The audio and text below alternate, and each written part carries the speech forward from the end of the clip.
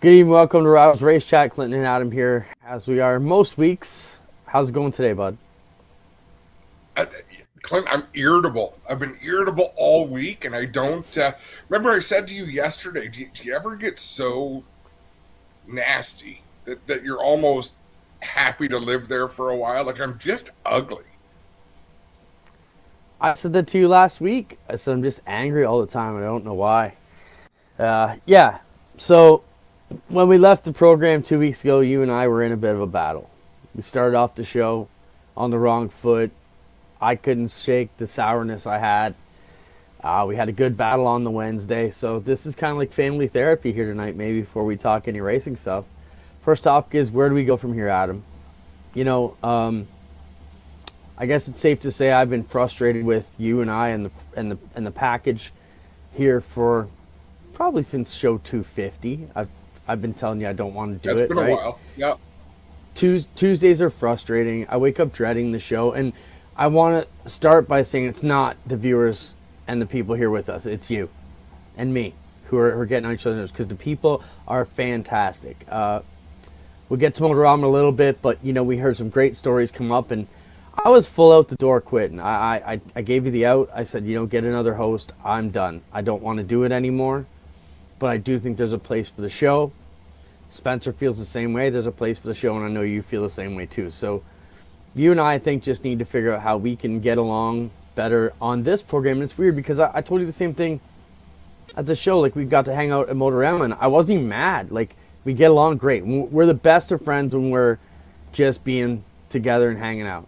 But man, something about this show and the way we poke at each other just makes it hard to get along sometimes. So, and I don't want to have this animosity towards you. So what's your thoughts on where we are? No, and I think that's well said. And what boiled down was, and what let us both know, hey, something's got to give, is I refuse to apologize for what made you upset on the last show. But I apologize for making you upset. And it's hard to understand the difference. But it's like I said to you, if I have to start apologizing for jokes, I'll be apologizing constantly. But it led to good conversation, because we're in a place where, look, the show, the community is amazing. Like you say, we love the people that we get to meet across the country, and we love what we've done. It's been a good long run, but I think we're stale. I don't think you're stale. I don't think I'm stale. Spencer is light years ahead of us anyhow. But the product overall that we bring to the table every Tuesday night just isn't serving. It's not where we want it to be. And I think right now we're both kind of paying the price, because the only face I see on the screen other than mine is yours, and vice versa. And yeah, so we're going to figure it out. We might take a break. I'm not going to let you quit and walk away. If you quit, I quit. I don't think either of us are necessarily quitters per se, but we're going to retool and revamp. And if it comes back with two different faces on the screen, or comes back with a completely different concept, so be it. But neither of us are willing to let a 30-year friendship be ruined by something we do as a hobby, right? The work we do at the track is serious. This is a hobby. Like, I would love to make money doing it, but that's not where we're at. Yeah, I think that's a great thing we want to get out there too. We're not looking to not work together anymore or do anything, because we've been dual airbags forever, right? So when you look at, I think this is just trying to future-proof our summer. We have to spend literally 3 days a week together on the road, living, eating, sleeping together. And if we're going to kill each other on Tuesdays, how are we going to work it out? Okay, 777, that was good. Is this finally 2 Christmases? And that's why I think it's hard for us to just walk away. I mean, if we didn't have such a great family reunion here every Tuesday, and that's the best way I put it. We celebrate births, we mourn the deaths, and everything in the middle here on Tuesdays. And I think we both agree there's a price for it. I don't know if it's just a reset, if it's the winter blues. I think we got to figure out how to get along a bit better on the air here. And I think it's a case of reading the room for each other too. We weren't really reading the room when the other one wasn't having the good days, and we need to reiterate that back to each other a little bit better as well. I started out with technical problems. You threw a nasty joke, and I didn't think it was funny, and then I got really bitter, and it just snowballed from there. And that's the other point to me, Adam. I need to be a positive force at the Speedway. I can't be coming off looking pissed off and angry all the time, and I just didn't like the way I felt after. So that's why I thought maybe it was time for me to maybe step back and just be like, hey, if I can't do it, and I fully encourage you to continue on. I appreciate that you got my back. You're like, no, if it's not together, then I think we back out of it. Spencer is the third part of this marriage. As you said, marriages don't even last this long, some of them. And Spencer said, when I talked to me, he said he felt there was a place for the show, and I do think there is. So, we'll have to figure it out. Just with us, it's been a little tough to get together sometimes. When I think of my favorite programs to watch, I'm going to geek out here. Like American Idol, The Voice, I love those shows. Saturday Night Live. Let's think historically SCTV. None of those shows had the same two people talking for an hour. I think we have a place. But I do think we need to it needs to be revamped. It needs to be less us, less watered down us. Like for you and I to you know what I'm saying? Just it's got to be redesigned. I like opinions. Feel free to send them, share them in the comments, send them to Clinton or I privately on what you think could be put together. But yeah, we're going to be off the air for sure next week and probably for coming weeks until something dazzles us. That's what always fed us, Clinton, was creativity. And this show was created to support an online casino that was going to make us rich. And we were going to share the wealth. Like, that was a great idea. It was going to be popular. It was going to give back to racing. It was going to snowball into huge success.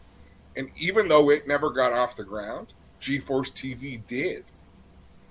Right? All the things that we kind of envisioned to support this Rivalz gaming site, app, whatever you want to call it.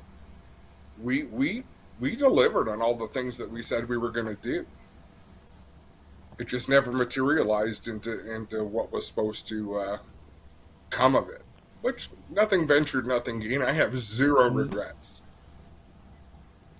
Yeah, and then we're not quitting racing. You are still going to put up with us a lot if you are a racing fan. We're just saying our Tuesday nights might have to be rejigged a little. Yeah, we gotta figure this out. And we heard some great stories on the weekend. I met Andy and his wife, and they told me they watch us on Wednesdays for lunch, which is cool. I had another gentleman come out to me and tell me we're helping them stay straight with alcohol and other substances. So that's really touched me. I got home Saturday and thought, man, how do we walk away from that now if these great things are going on? And we definitely hear it everywhere we go. And if it weren't for the great comments we've had, we would have packed this in 3-4 years ago. I mean, we're going on 6 years. We started this prior to the pandemic. I think it was like the last couple weeks of Ush Week in 2019 is when we started this deal. And yeah, but I think we've come a long way. We felt it was important to get back on the air tonight. Obviously, a lot of stuff went on this weekend. And we just don't have a set schedule yet. We're going to figure this out, keep talking about it. And as we talked about how painful it is just to have us two here, tonight we don't have any guests because we got a bit of a serious show. We wanted to have this discussion about our relationship, if you will. Yeah, so just so much. Dwayne, hang on a second. Technically, Clinton and I still own almost half of DTD. So going back to it would be we going back home. Nobody has hired me to work Tuesday nights. That's not where we're going. We're still going to spend our summers together traveling this great land.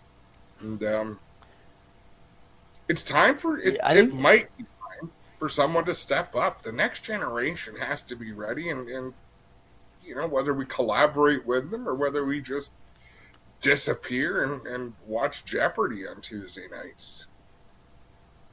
Yeah, I think that's the first time you ever talked about the DTD deal here. You and I owned it at one point. We sold the three partners 60% of it, so it was good for you to get back home and work on that. It was a We don't blast. really do much with it, but yeah, Yeah, I we don't don't think. own. We have no claim to DTD TV. But Clinton and I, there were 2 shares of Dirt Track Digest. We turned it into 5 shares, sold the 3 of them, and away we went. Yeah, I'm gonna host The Price is Right. Mike Wick says, and Shrek's gonna come be the co-host here. I don't know about that. There you go. I think Shrek should host The Price is Right, and that could be fun. The thoughts. Let's think of some of the thoughts we've had. We were never designed to be a highlight show. We were never designed to be a PR show specifically. We want to be good for the sport, but at the same time, we don't want to put blinders on. We were just here to offer opinions, and I think there's still a place for it. I just think that the world needs to be more. The world has changed so friggin' much since we started this that someone's got to have a great idea that we just haven't landed on, Clint. We need a sugar daddy to come in and give us a bunch of cash and make us happy. Let's call a spade here.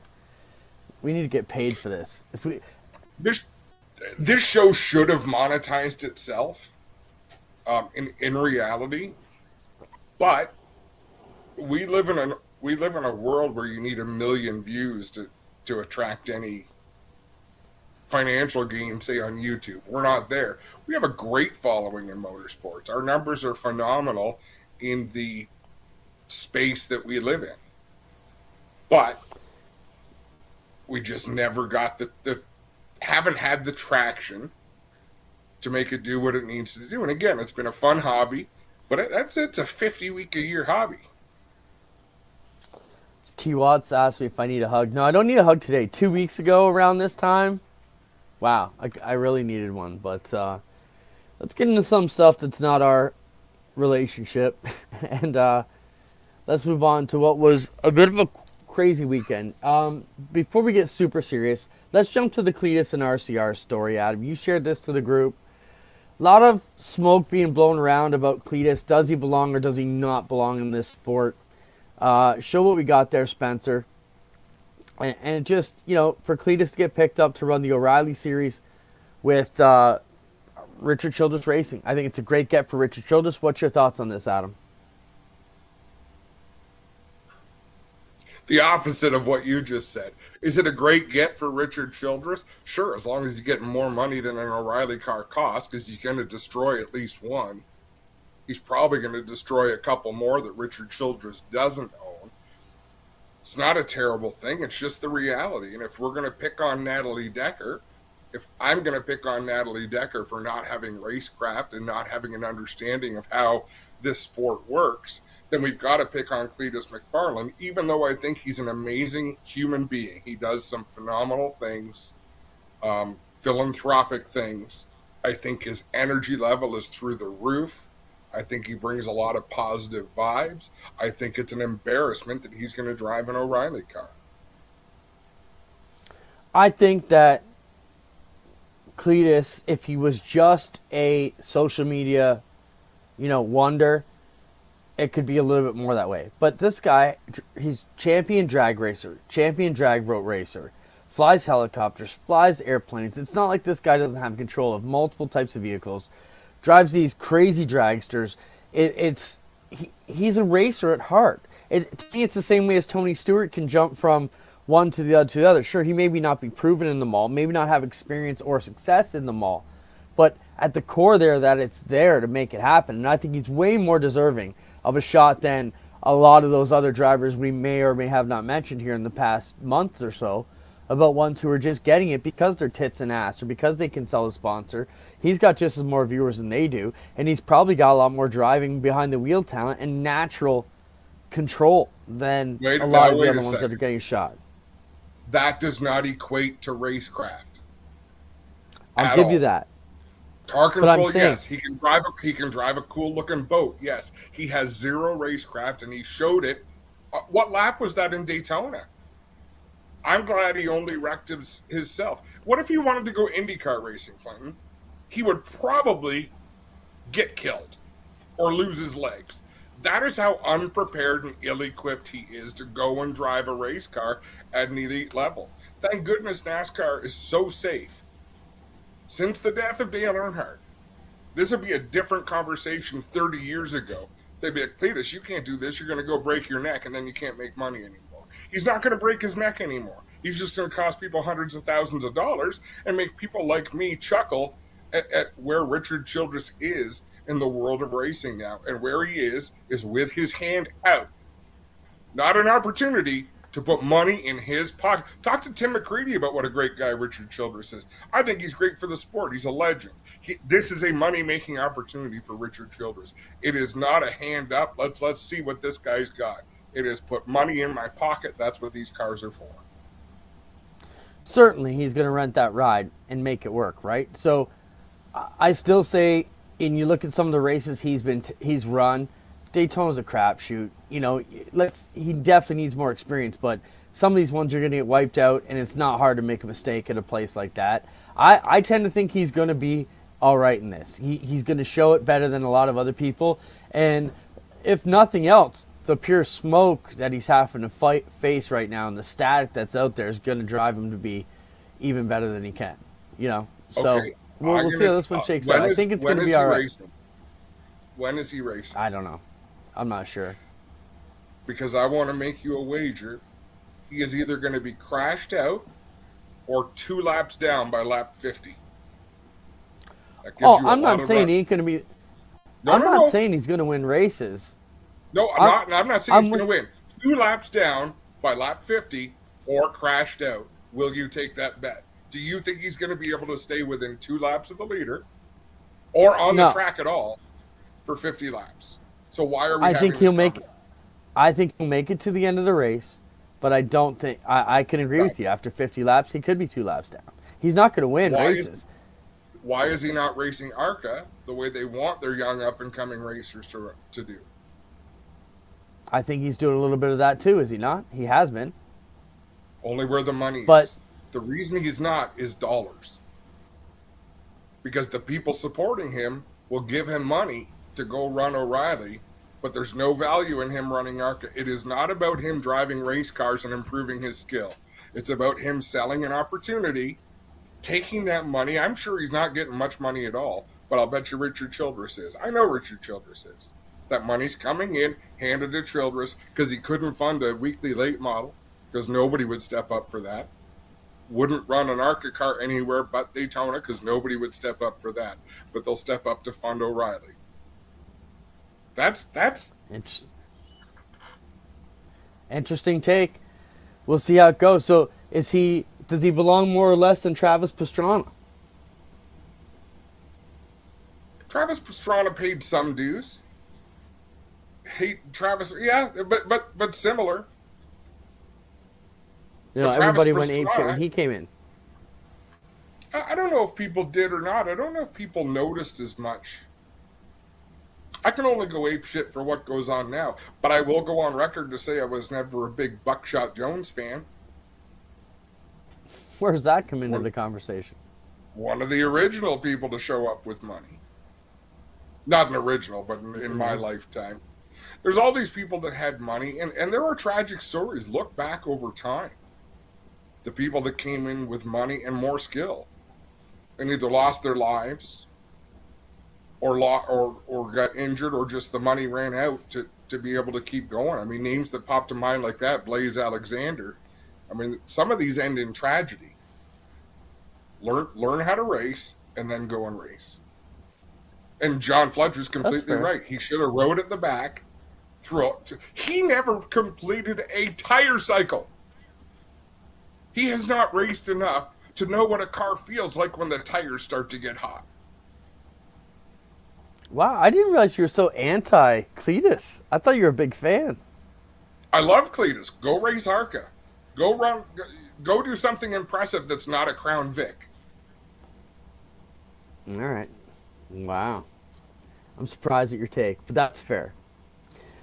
Let's switch over to drop down a little bit, Spencer. We're all over the place. Let's look at Wingless and Wild, and that's that clip I asked you to take from like 5:19 to 5:39 is also part of this. But Adam, first off, let's look at the Wild crash with the Wingless cars Friday at Texas on the dirt track where the high limit was. Car goes through the fence. What a wild deal that was. Spencer, I hope I'm not throwing you off too much. Throw that up if you got it. That was Las Vegas.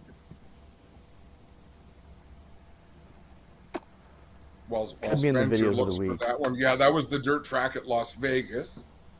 Texas is where the tragedy occurred with the World of Outlaws. And we will chat about that. See back what I sent to Spencer. There was a lot went on this weekend. The World of Outlaws had a tough weekend. Nasty crashes. Maybe I didn't get it to you, Spencer. Damn it. It was in the chat from earlier in the week. I'm looking back for right now. I don't think we can get it in. Can you, Spencer? This late? I'm sending it to you right now. It's from Flo. Okay. Anyways, continue Adam talking there while I get this to Spencer. Some of what bothers me with the Cletus McFarland thing is if you advance and do great things, keep on advancing. But if you advance and show, if you demonstrate that you're not quite ready, and granted, Daytona is a horrible place to try to demonstrate your talent because you can get swallowed up in someone else's wreck. He did not. He created his own. Yeah. That's my issue. Like, if show that you have the skill to do it. And I think it's a bad look for NASCAR. I think they've let a lot of other people in, and that have been way worse for the situation than he's going to turn out to be. In the end, he's going to be a positive. He'll get the results eventually. He'll catch on better than a lot of the other celebrities they brought in to try and pull this together. Before you there, Spencer, I sent it to your own personal Facebook there. I don't know if you got it or not. Okay, he's working. And I'll take anybody's. I was just going to say, my friendly wager is open to anybody. By lap 50, he will be 2 laps down or crashed out. You can have every other scenario you want, but that's my stipulation. Name your price. You might be up for some wild cash there. Let's switch over to Texas, Adam. You said you were not pleased that a place like Texas could have a race car go through the fence the way it did, and that's Vegas. Sorry. Yes. I don't want to twist it because I don't want to throw any shade on Texas. Very right. Very right. So, high limit was at Vegas this weekend. You got to Spencer roll it.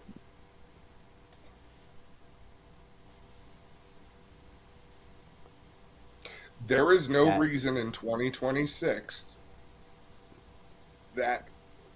How does that track have insurance? A car should roll not a couple times. Go through the bottom of a fence of a world-class dirt track, quote unquote. Yeah, that's wild. It just pierced right through there. I think you could have driven anything through there. Yeah. That's wild. That to me, so here's the trouble. We've got situations going on this week that were tragic, and I think every track owner, promoter, general manager is looking at how they conduct their race nights because safety is paramount. And safety for the drivers is one thing. Safety for your paying audience, for your track workers, is even more so. So when I see something like that, it's like, boy, someone has some explaining to do. Well, I think in general, racing people are too trusting of the chain link fence.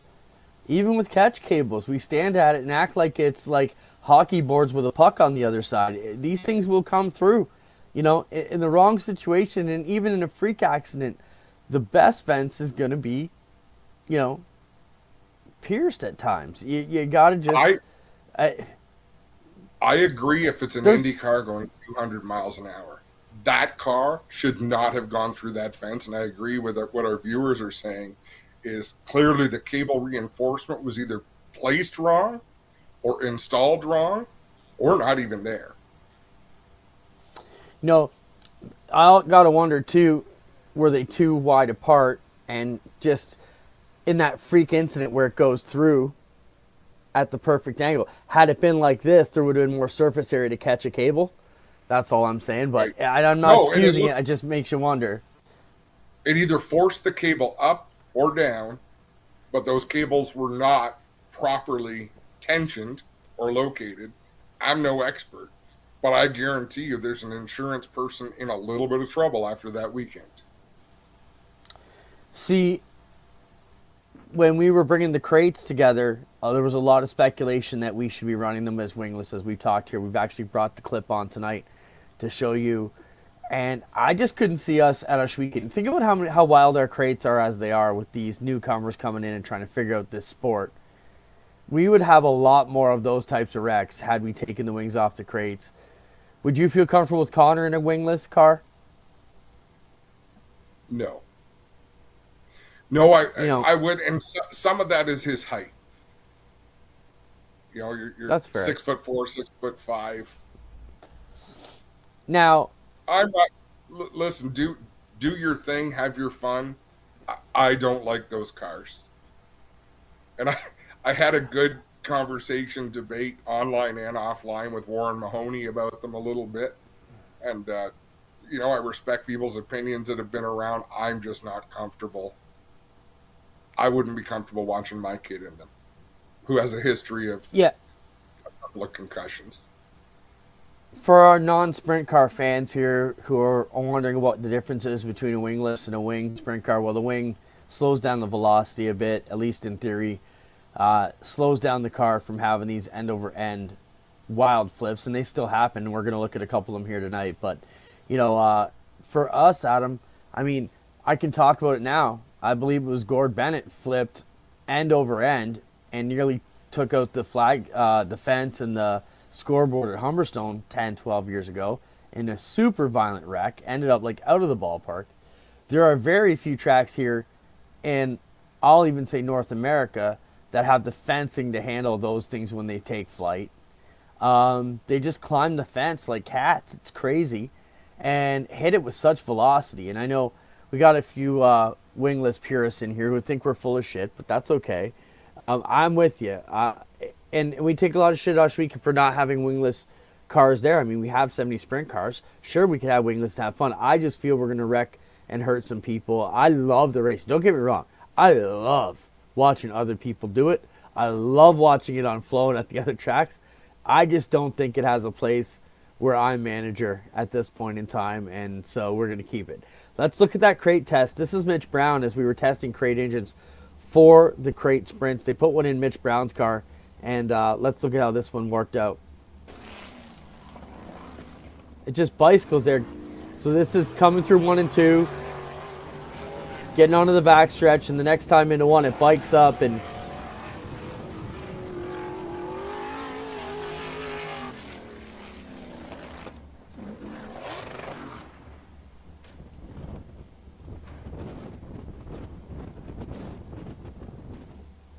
that was the end of the wingless test at Oshweekend. As far as crate sprints, we said no, we'll put the wings back on, and it was pretty wild, And John has a good point. John Watson says let's look at Hendrick's crash or Glenn's crash. Certainly just as violent. But I think there's for sure been some nasty ones. But apples and oranges. I'd rather my son race a Thunderstock. But he wanted to be a sprint car driver, so you're there now. Yep. I think more so than the driver, John, I think it was the setup of the car. I don't think the car was quite set up to be running the way. And that's just going from someone who was there that day, relaying the story. Yeah, I'll give you that. You can't just pop the wing off and expect to ride in. You need to, some things obviously on the setup could be a lot better. I believe a wider front axle helps in those situations too, but I don't know. But I just know I've seen some deadly wingless crashes. And not to battle, but I would say that almost every time we've had a wingless race, we've had a spectacular crash like that I've been calling anyways. But we are. Crates got the wings, successful. Big news coming on the crates, and I hate teasing at them, but we're very close. Passed legal today. Got to pass the logo, and we'll be ready to announce some cool stuff for the Action Sprint Tour coming up here shortly in the next few days. We hope to have it out. We were really pushing it done by Motorama, but start dealing with larger corporations takes a while to get through legal, and we're happy to make it happen. Let's talk about, before we get into Motorama, let's talk about what happened. Tragedy in Texas. So, if you hadn't heard, an outlaw, at the outlaw race, an official lost her life on Saturday night. I happened to be watching it live, Adam. I was watching the race on Dirt Vision, and they were coming for last chance qualifier. Saw John Gibson made a comment that a driver was on its side. The camera went there. A couple of the officials got to the scene. Then on camera, we heard a bit of a commotion. Then right away, the other two officials drove away and then left one gentleman standing there, car still outside. They went to commercial break. Then they come out of commercial break with the World of Outlaw Late Models race and a banner at the bottom saying Cannondale under medical delay. So right away, I think I started messaging you, and I'm like, man, something bad happened down there. Our guy Doug was managing that show, so obviously hits home a little bit, and we want to make sure Dougie and his crew's okay. Obviously, terrible tragedy that they had to live through and see one of their friends lose their life, and another one, Big Jerry, got hurt pretty good. So crazy though, Adam, to see this. And then it was announced that they called for air ambulance to come in, and then they canceled it. And that's pretty much, we lived through that Third Art Hill deal. That's pretty much a bad deal. And then when the race gets canceled for the night, same thing happened to us when Art lost his life. The police told us we had to cancel. So it's crazy to see something like that happen. It's tragic for sure, and our hearts go out to all of the officials that had to live through that, and the families involved. Of course, as a brotherhood, it hit home for me because Jack and I, we are out. My son, we're out in the buggies like that, right, ripping around, racing the race scenes. It could have easily been me or him, or any one of us for that matter. And it's a wake-up call to all of us to, we got to be smarter.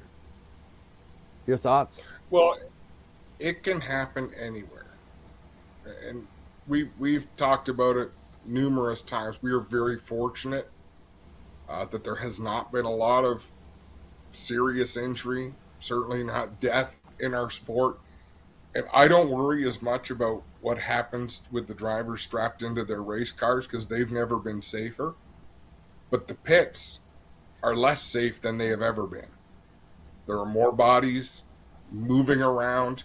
Granted, there's better lighting, but there's just a lot of circumstances where people need to be looking around. People need to be vigilant about safety.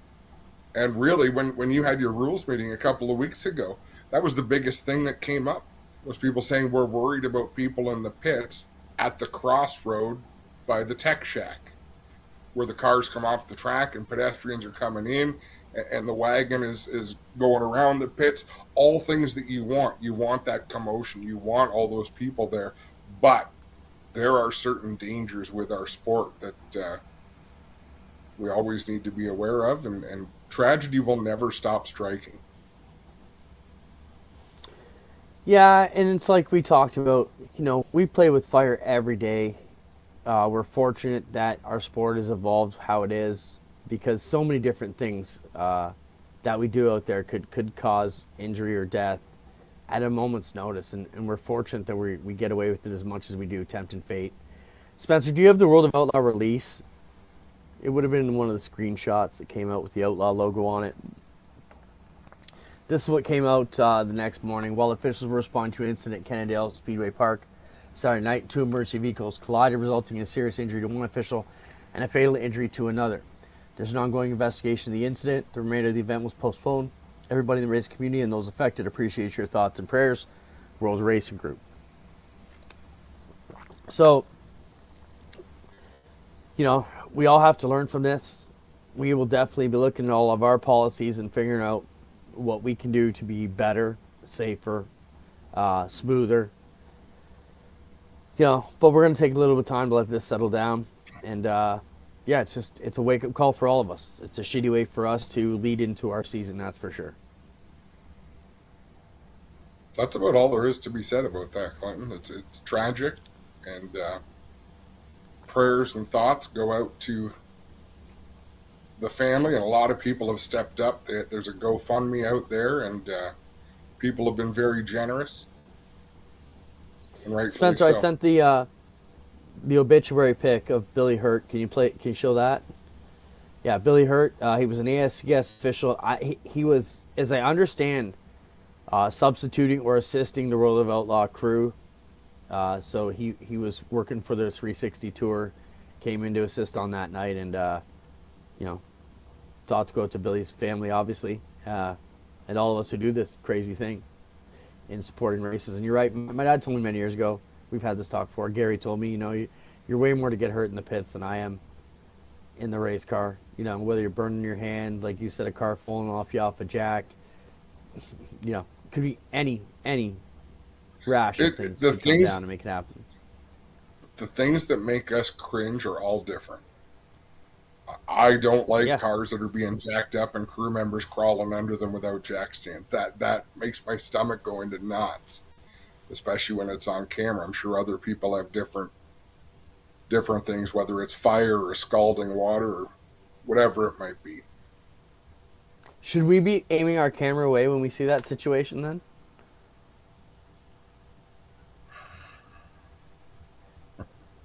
Camera operator better have good reflexes, or Spencer better. I don't think you aim away. I just wish people would use their heads. Yeah, let's be smart. What a wild Saturday night it was. So as this is going on, Adam, they take us to the late model race with, 10 laps to go maybe. There's a vicious crash in that one. Show that late model race crash, Spencer, with Brandon Overton. He hits Dennis Erb broadside. Now, had this been on the driver's side, this could have been a lot down worse. The back straightaway. In trouble. We got one spotted. Brandon Overton, your race leader, hard head on to Dennis Erb Jr., and we are under red flag conditions. He got it and walked away. Brandon Overton head on. Let's take a look at the Dirt Vision replay here. Who does that hurt more, Clinton? Dennis Erb sideways, and here comes your race leader, Brandon Overton, head on. Oh. Dennis Erb Jr.'s car lifted. I think Overton. But either way, that's bad on both sides. I think Erb had a little bit of crush panel, right, and gets moved, but that sudden stop is the leader. He's stuck in traffic. He's trying to make his way through. He can't go high, can't go low, and just has to broadside it. They cleaned that car off. Like, that car's going in the junk. They showed it from the front end. So, picture the Saturday night. We get home from Motorama. We're watching Dirt Vision. We know we think is a tragedy. Then we switch over. Then that happens, which is absolute chaos. Then at the end of the night, High Limit is in Vegas. So we switch over to that. And then there's this unbelievable crash with Hunter Sherberg and Justin Peck. Show that, Spencer. Like one lap to oh, they get together. Huge wreck down the front straightaway. Cartwheeling down the front stretch is Hunter Schurenberg. A massive incident down the front stretch all the way to turn one. Hunter And he was quick to get out of there. And as spectacular as that crash looked, Clinton, I don't think it was as bad as the late model wreck. Every time that car bounced, it wasn't on the top of the cage. I wouldn't want to be in it. I'm an old fat man. I almost broke my hip watching that video, but it demonstrated crush zones very well. Yeah, I think it just kept going and going and going. And then he jumped out to run over to talk to Peck. And he blamed Peck for it, but then he apologized for it yesterday. Came out and said, I saw the wreck. I realized I was wrong. Show it again, Spencer. So he's just stop it right when you can, right from the start if we can, to analyze it. So play it and then pause it if you can. Spencer probably throws you in the garbage as soon as we're done and we ask him to pull it back out. So Hunter's coming off of turn 4 with a good head of steam. And he's the yellow car and black car. Bottom. So he's thinking right? The white car is gone. He went through turn 3 and 4. And I'm saying this because of his commentary. Now he's going to block the slider line. He thought he was coming out of 4 with more momentum than Justin Peck was. That's what he said. He didn't expect Peck to get off the corner so well. He misjudged. Give us a half a second, Spence, and pause. Yeah, right there. Yeah, no, this is right. So when you look at Peck, he's going straight. He's holding his line. The 73 of Schoenberg is starting to cut down to block, and he doesn't realize he's inside. Now play it, Spence, and he hops his right rear. I mean, that car just takes a wicked tumble. Now, if you're Schoenberg, you're not looking to your left at that particular. You're looking ahead at the mark you want to hit going into 1. That's why even though Peck got all the way alongside of him, it would have been nice to have the reflexes to avoid it. Some people maybe could have, but even though it looks egregious, Clinton, when we look at it, when you think it through the whole way, it makes some sense. I'm glad he came back and apologized, though.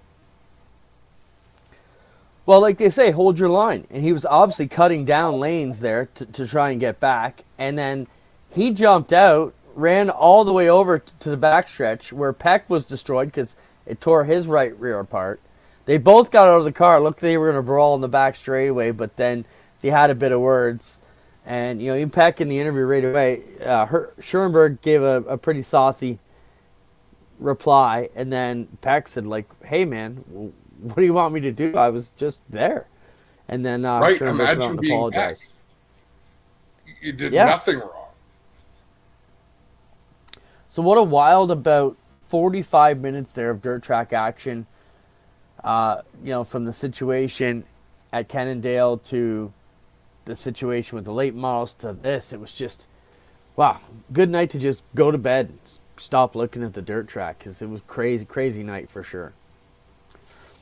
Yeah, anything else you want to touch up on, wrap up on any of those 3 items, Adam, before we move on to Motorama? I don't think so. I think just make sure you got good seat belts in your driver's car, a good seat. You know, whether you're the crew person or the driver, safety is up to all of us. So I'm glad there hasn't been a whole lot of finger pointing this way or that way, just a bunch of people thinking, how do we operate as safely as possible and get everybody home at the end of a race night. Alrighty. I agree with that too. I'm just trying to look back and see, did we forget anything to put through? Okay, let's jump around a bit. Mall season. Mall show season. It's Merrittville has their mall show this week at Penn Center in Niagara. Check it out. Some of the new cars. This is probably, for the Niagara fans, your first shot to look at some of the stuff that's going on. If you got a mall show going on and you're a racetrack, let us know. We'll help you promote it as well. But I know a lot of people have been taken off to the mall for March break. Check out the race cars. It always ties into a great week there. Adam, you sent in a notice today. Go. As much as it seems like people don't shop anymore at malls, like it's not as common as it used to be, every time I go by Mapleview Mall in Burlington, Clem, it is packed. So someone must be shopping. The Penn Center is the same way. I think the larger scale malls still draw the mall experience. But if you're going to do anything strip mall or whatever, you're just going to call Amazon. It's easy to get it done. Adam, you sent in a notice today about the Southern Sprint Car Series and someone being banned for it. Show that, Spencer, if you can, and we'll talk about it. Show the screenshot, Spence. Take it, Adam. So, I just want to point out, freedom of speech means that you are free to say what you want. It doesn't mean there's no repercussions. Here are the repercussions. Due to violations to the BG Products Southern Sprint Car Series and Auburndale Speedway social media policies, the following suspensions will be in effect. Lauren Joy Adema is hereby barred indefinitely as a car owner, crew member, spectator, or to walk her dog at any Southern Sprint Car sanctioned event or the entire Auburndale Speedway property or events per Rex Guy. Any attempt by Lauren Joy Adema to gain access to any event or Auburndale Speedway property will be considered trespassing and will be dealt with through the local police department. Penalty notice is copied to Citrus County Speedway and Track LLC, William Ray, Must See Racing, Jim Hanks, Auburndale Speedway, Rex Guy. And this came the next from... one, Spencer? This comment... This was her post. Where they talked... This was a comment on Colette Guy's post about track drying. This place is the biggest shithole out there with the biggest shit show in town. It's so good to see how Rick Day cannot just ruin sprint car racing, but also the tracks he uses. I am so glad I don't have to race our stuff with him. I can't believe the track would let an asshat like him ruin them. And I hope it felt good. Wow. You know what? Like sometimes you do something like, oh, I had to get that off my chest. Because now come the repercussions. Yeah, I'm just so thankful we don't have that kind of drama here at Ush Weekend. And I don't know why. I think that's because maybe our open door policy, and we try really hard not to be us against them. You know, we try to make it seem like we're all working together as much as we can. I don't know, Adam. There's just, some places just have that, I don't even know, the viciousness where everybody's trying to attack each other, right? It's crazy. Mm-hmm. But public places, like we said here, you know, if Glenn Stires wakes up one day and says, I don't like race cars with black on them, it's his prerogative to say, you're not allowed on my property to play in my sandbox no more. You know, so there are, like, you're right, free speech is there, but there's still repercussions for it. You can say anything you want, but we can deal with it any way we need to also. So that's where we're at. Motorama. Adam Motorama came and went on the weekend. I felt bad. They kind of got beat up by snow Friday and Sunday. But Saturday was another smashing crowd. I mean, man, this 2 years in a row took over an hour and a half to get into the parking lot to get anything done if you're trying to go to Motorama, which is good for them. And a good turnout of cars. And I don't know. We had a good weekend there. Gave away thousands of posters. It was a good weekend all around. Got to hang out. You came out 2 days, which surprised me a little bit. But I don't know. What was your take from Motorama this year? Clint, I've been going to that show, whether it was called Performance World or Motorama, for 30 years. And I'm seeing a lot of the same people. Like, I think I used to see Chris Long at that show 30 years ago and every year since then. You know what I mean? It's just your first opportunity to see the crowd that you're used to seeing. I think it's great. Good for them for putting it on. I did hear some people say, oh, there should be more cars. There should be more this, more that.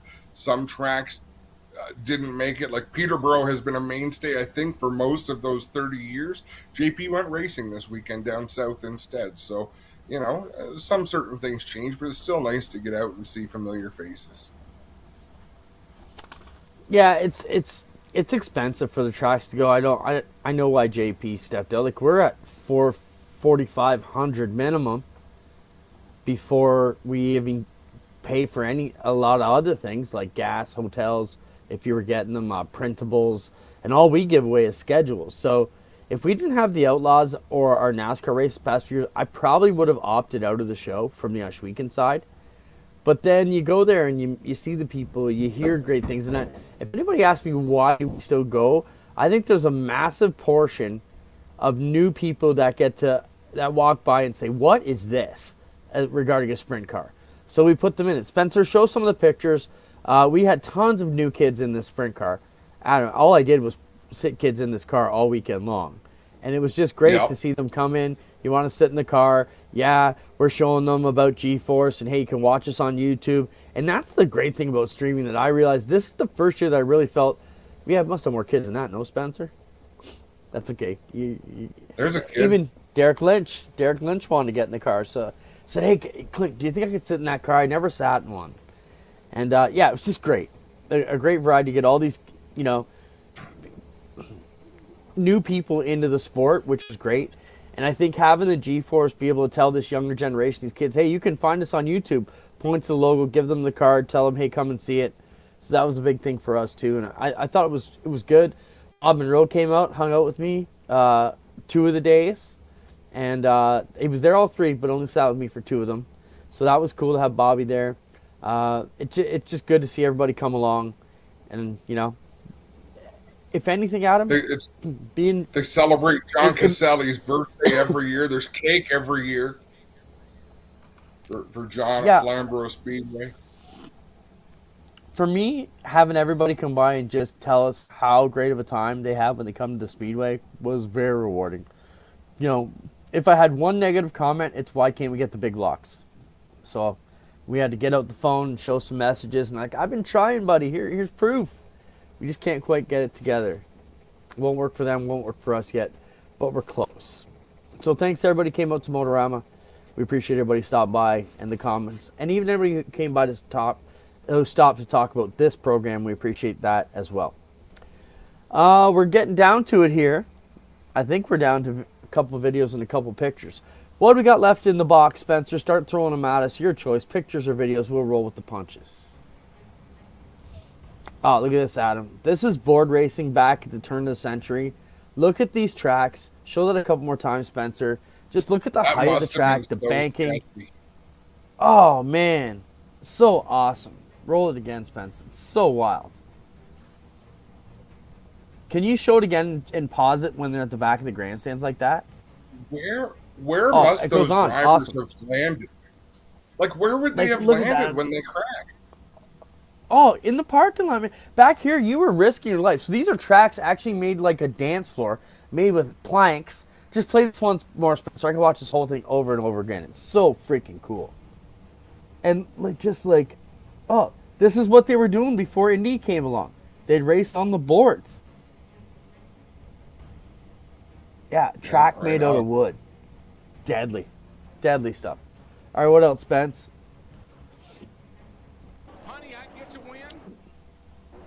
You sent this one in, Adam. It just came up in the feed. NASCAR's at Darlington. Listen to the commentary. I love it. And in the wall goes Busch. That was not a very good idea. Look, the crossover move. He got into it. Come on, Flair. Good job, man. Hang in there. And here comes Blaney. Blaney is now the best car on the track. Oh, baby, I'm telling you, Kurt Busch is not going to give up the win. No, he's not. They'll be coming to the white flag this time. Ricky Craven's not going to give up either. Come on, Ricky. He gets that run on the high side right there. Kurt Busch is like he's struggling with his race car. Here he comes. Here we go again. He's going to wait on this. He's going to put the crossover on it. He realized that wasn't a good move that last time. White flag. Here he goes. Just the excitement. Like, it's not professional. It's exciting. And Blaney's coming. Both these cars are driving terrible right now. Half a lap to go. Nah, they're driving good. Come on, baby. You can do it on this end of the speedway. Come off the 4 and get up alongside of him. Half a mile to go. Here he comes. Here he comes. Who's going to get off? Here he comes. Here he comes. He's got him this time. It's going to be a drag race. Wow. They touch. They touch. Craven got him. Craven got him. Craven got him. And Craven. That cemented a friendship between those two drivers. Kurt Busch went and congratulated him in victory lane, and Craven thought he was coming to fight him. I watched that live. I remember that day. That was a great race.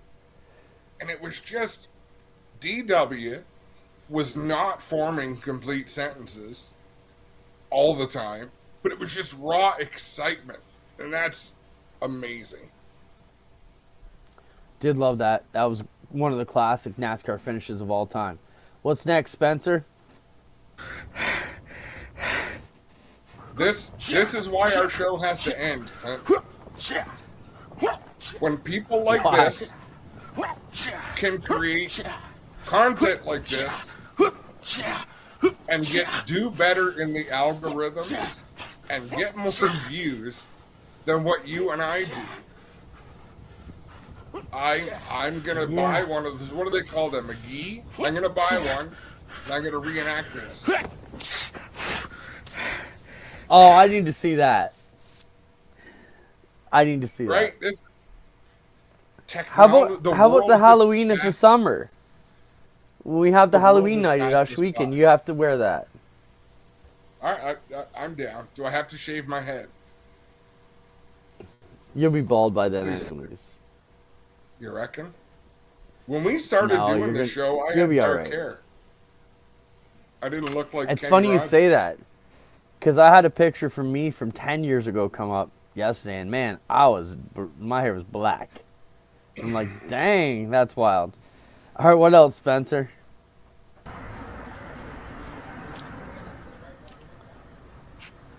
So, look at this. This is like a V8 on a go-kart, Adam.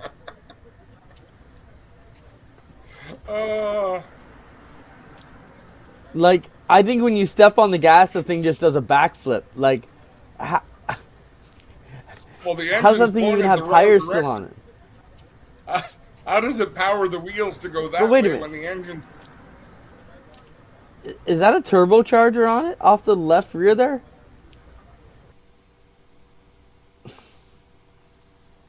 The exhaust points to wild. the driver. Like, this is not... That's an engine stand.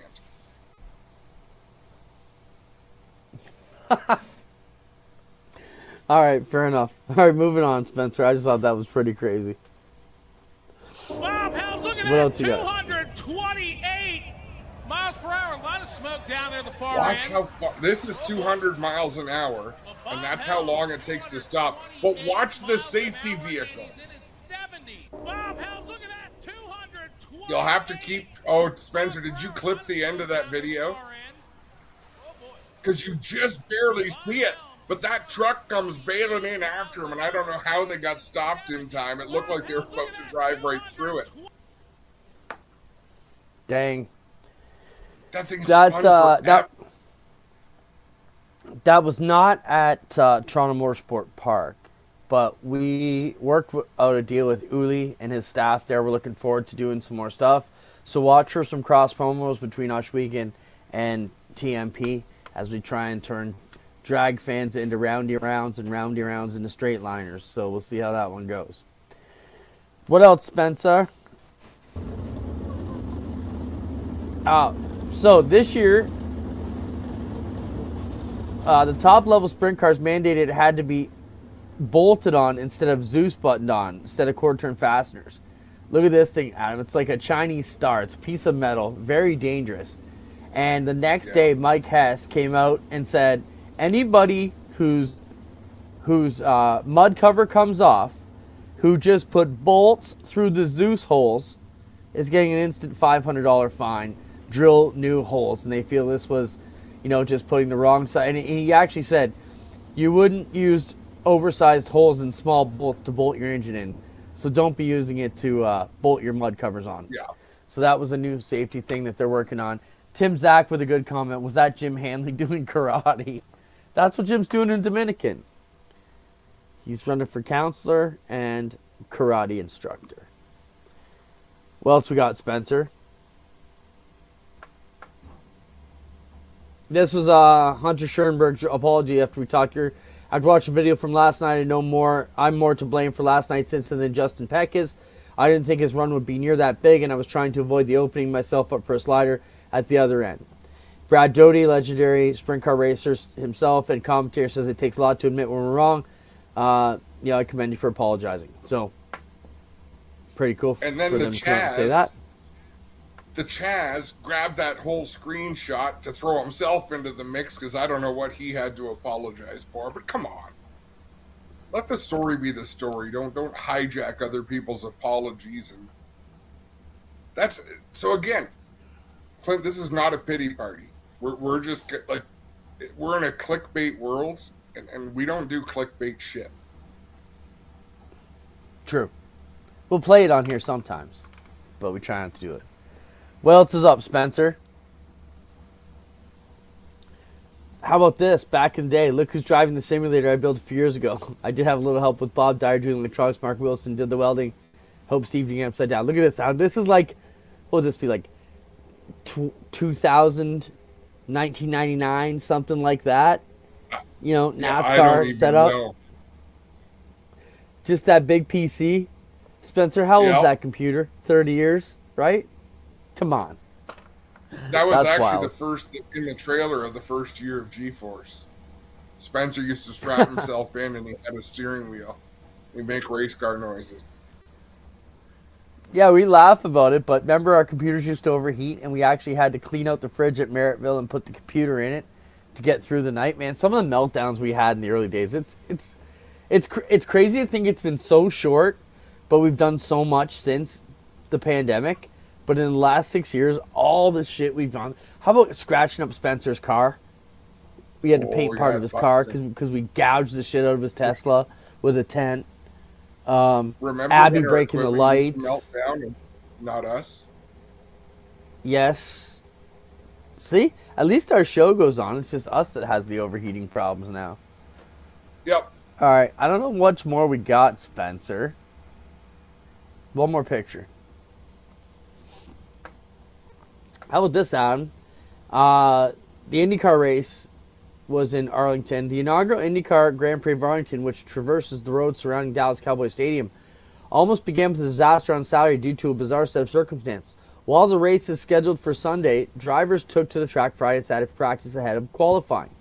Saturday morning's first practice session, however, had to be stopped almost as soon as it began due to a catering crew for the event finding its way onto the track when the track was green, meaning cars were circulating at full speed trying to avoid a catering truck that pulled out. Now, I picture like the streets of Toronto and a catering truck pulling out there during the IndyCar's practice. How wild would that have been? Clint, I've almost done it.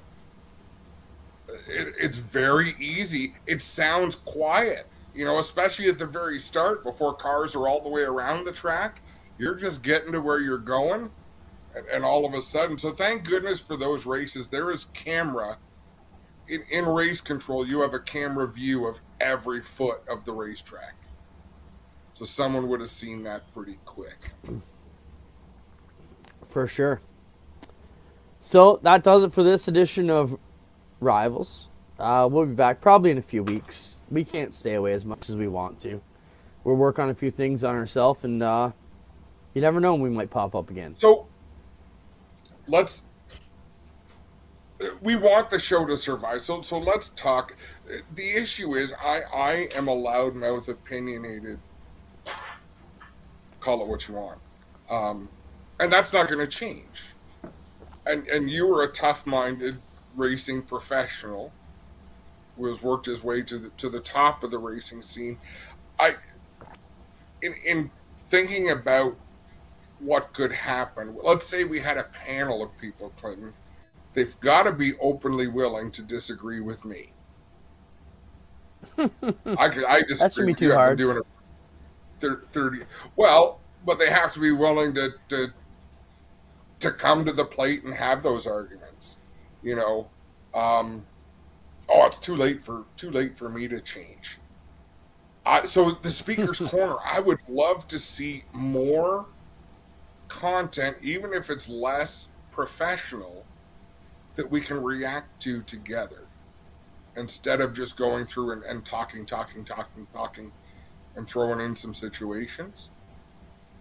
I think that's something that could possibly have merit. I'd like to bring people on that want to debate, want to argue. Heck, I'm wrong frequently, but doesn't stop me. Yeah, I think that's where I'm a little bit different. I'm not looking to argue. I'd rather get along and just talk about shit than fight. And that's where we get offside. You come to fight every week. Most weeks, I don't want to fight. So we'll sort it out. We've been brothers too long. You know, you don't get to 309 shows. Point and counterpoint. And I poke fun. You should listen to one of our shows Friday night this summer. Greg and I make fun of each other for like 4 hours. You miss a lot of it. I do hear most of it. And that's why I go home and stay up all night and watch it again, because I love it. You know, and I love what John Watson just said. Sorry, Clint, we're talking.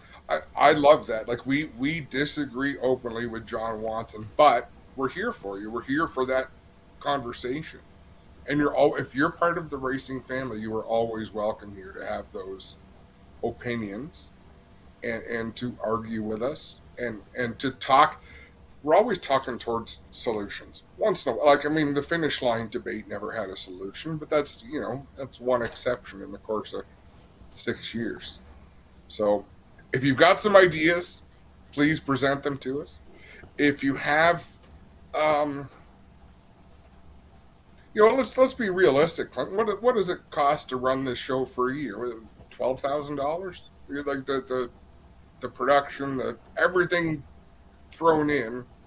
There is a cost to doing business. Which, whatever. Like we've never been ones to have our hands out. Like we've sold advertising. We have partners. We're happy to have it, but we're in a day and age where things do take some money, and that's not what this is. It's not a ploy, but it all has to come in as part of the conversation. Yeah, I don't think, we didn't come on here to have a pity party, as you said, or ask for sympathy. I think the point of this was you and I have always been honest with everybody who hangs out with us on Tuesdays. And as we had the heart-to-heart yesterday, like, let's face it, at noon yesterday, we agreed we were done. And then the more we talked about it... We weren't going to have the show tonight. There was talk of... Sorry, Clinton. No, you're right. The show was going to be over. I said I was done. You get a new host or figure it out. I didn't give a shit. And I was still a little bit pissed off. And, we had a talk yesterday. We agreed that we would talk today at noon and then get on the air and at least have this discussion with everybody who's lived this journey with us for 309 hours so far. So we appreciate that. And I think, we'll figure it out. We're not going anywhere. Our passion hasn't died.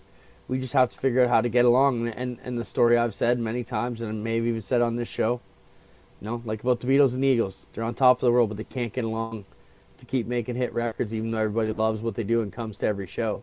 So I get it now. But, I think we just need a little bit of time to cool off, figure out what we're going to do. Even me today, I got a new camera finally, and that was a part of the frustration. That was a big issue. So little things like that, we'll sort it out. We appreciate the comments. Pretty much everybody I see here in this chat group knows how to get a hold of us. So feel free to reach out to me or Adam at any time. And we're always open. Yeah, don't be shy. Don't be shy. Before we close out this edition, because we know it's not the official end of everything, huge shout out goes to Spencer. And, it's like people like Spencer and Abby that we have met along our journey. We're just a couple dickheads who happen to have some ideas. But those are the guys that facilitate this magic and make it work. Spencer, number one, for what he's done here on the show. And we really appreciate you, Spencer. We love you, brother, and what you've done for us. Just magical to take G-Force where it is. We wouldn't be anywhere close to where we are without Spencer. We could have these ideas, but he's the execute who gets it done. And, man, how does he put up with our drama? Because we may fight, we may push. He's like the kid who's hiding in his bedroom watching mom and dad throw pots at each other in the other room. And just saying, please let it be over so we can get back to having fun. I don't know what's on TV at 8 o'clock on a Tuesday night, but I promise that's what Spencer watches every week. Like, he's not looking at us. He's looking over here for an hour and then once in a while pushes a button to keep us monkeys satisfied. No, he's amazing. He's amazing. This group came together at a specific time. Everything happens for a reason. It's been a ton of fun. It's just time to. We've had these fights, Clinton. 30 years. I don't want to make it every 18 months for 30 years. And it's come to a point where it's like, I don't need this. Do you need this?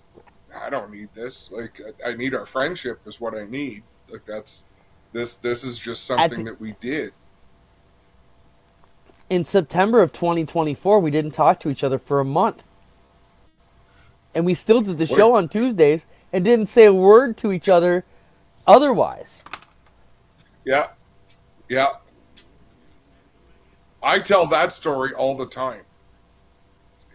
Is Clinton your friend? No, he's my brother.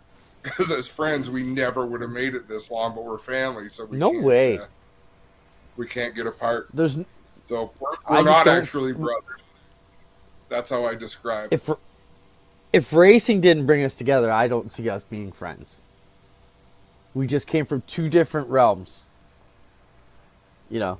Yeah, we were both hungry, right? We need something. We need something needs to be injected. Maybe we talk less. Maybe we show Abby's social media clips and other tracks' social media clips and other racing content, and then every few minutes we pop on and talk about something for a minute. But most of the show is just different content. Who knows? Who knows? But we value your input, and it's time for a bit of a break. At least we're off next week. We know that. We'll probably be back in 2 weeks in some capacity or another. I just don't think we can. It's like the mob, like they say. As much as I try and get out, they keep pulling me back in. We'll see you in a few weeks, everybody. Thanks, Spence, for everything you do. Thanks, Adam. I love you, man, no matter what happens. We're going to have a fantastic summer, whether we're here or Fridays or Saturdays. We're going to make it work. Appreciate everybody understanding our situation, and we felt it was important to be open. So everybody have a good week. We'll see you in a couple weeks, and we'll talk to you soon.